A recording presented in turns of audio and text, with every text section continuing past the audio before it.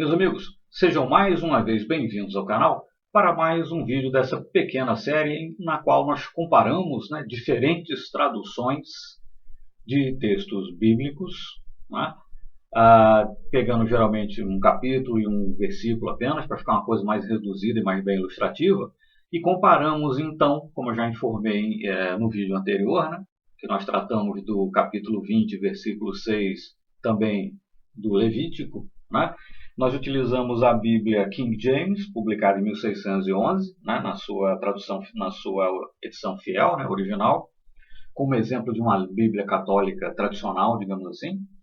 Nós utilizamos a Bíblia da Nova Reforma, publicada em 2017, em comemoração aos 500 anos da Reforma Protestante, como um exemplo de Bíblia protestante.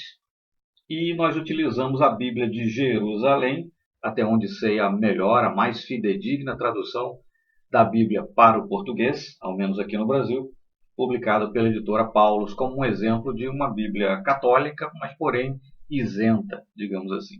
Porque, como já vimos nos vídeos anteriores, e essa Bíblia protestante que eu utilizo, a Bíblia Nova Reforma, por certo, não é a única, mas em Bíblias protestantes, sobretudo, você realmente observa traduções não apenas equivocadas, mas efetivamente tendenciosas, maliciosas, nas quais você inclusive encontra vocábulos como espiritismo, espírita, médium, vocábulos que só seriam trazidos a lume por Kardec no Livro dos Espíritos, publicado em 1857, de forma tal que não faz qualquer sentido você encontrar esses vocábulos numa tradução de um texto bíblico que foi produzido há vários milhares de anos atrás, sobretudo se estivermos a falar, como é o caso aqui, do chamado Velho Testamento. Tá certo? Mas então na Bíblia King James, Levítico capítulo 20, versículo 27, que é o que nós abordaremos hoje, nos traz o seguinte: e também um homem ou uma mulher que tenha um espírito familiar ou que seja feiticeiro, certamente morrerá. Com pedras os apedrejarão, o seu sangue será sobre eles. Enfim, nada aqui que propriamente faça alusão ou deponha contra o espiritismo. Mas enfim, em vídeos anteriores, na Bíblia King James sempre fazem isso muito recorrente, um espírito familiar, como nesse versículo aqui. E pensando alto, digamos assim, nos vídeos anteriores, eu cheguei a comentar, lembra um pouco aquela coisa dos espíritos dos lares, lá dos antigos romanos e tal, Mas na verdade me equivoquei, a coisa era tão recorrente que eu fui pesquisar, e encontrei a seguinte informação. Na superstição britânica da Idade Moderna, um espírito familiar, chamado de imp, em inglês, abreviadamente, é um espírito geralmente com forma de animal que serve para bruxaria, um demônio ou outras matérias relacionadas à magia. Então perceba-se o seguinte, como cada tradução bíblica, no fundo, termina sendo influenciada pela sua época ou muitas vezes por interesses específicos da época, ou de certo grupo de pessoas, enfim. No caso da Bíblia King James, foi publicada em 1611, comecinho ali do século XVII.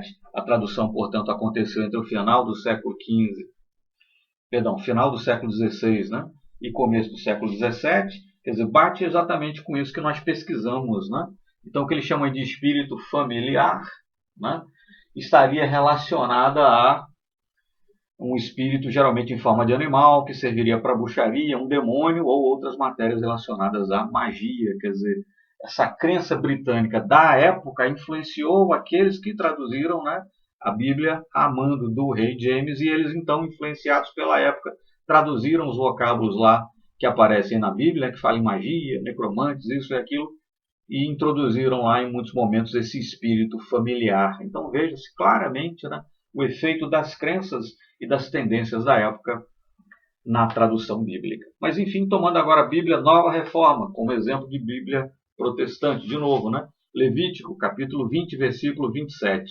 E adivinhem só, na Bíblia protestante o que temos? Os homens ou mulheres que entre vocês forem médiuns ou consultarem os espíritos terão que ser executados, serão apedrejados, pois merecem a morte.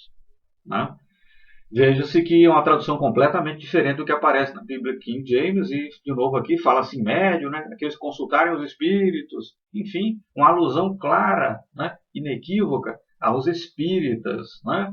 E evidentemente uma tradução absolutamente tendenciosa, diria eu, mais do que isso, maliciosa até.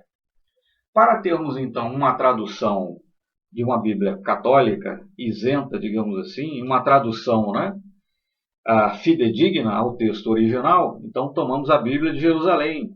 O mesmo capítulo e versículo então nos diz: o homem ou a mulher que entre vós forem necromantes ou adivinhos serão mortos, serão apedrejados e o seu sangue cairá sobre eles. Veja que não se fala aqui em médiums, né? Não se fala em consultar espíritos propriamente, nem nada disso. Quer dizer, fica, mais uma vez, quando você compara, né? O mesmo capítulo e versículo na Bíblia protestante, né? Que nós temos usados aqui, já mencionei qual é. E comparamos com a Bíblia de Jerusalém, que é uma Bíblia católica, mais uma tradução fidedigna, né? Isenta, etc. A diferença é marcante, né?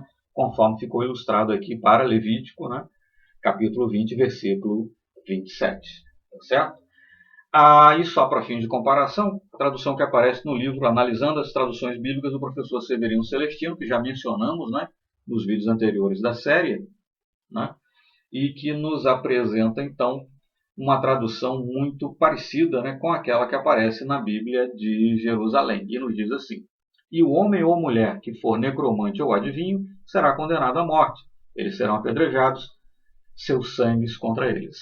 Enfim, quando você tem traduções isentas, né, como essa do professor Celestino e como a que aparece na Bíblia de Jerusalém, que, como disse, não sou nenhum especialista, mas até onde sei é a tradução bíblica mais fidedigna que nós temos para a língua portuguesa, ao menos aqui no Brasil, né?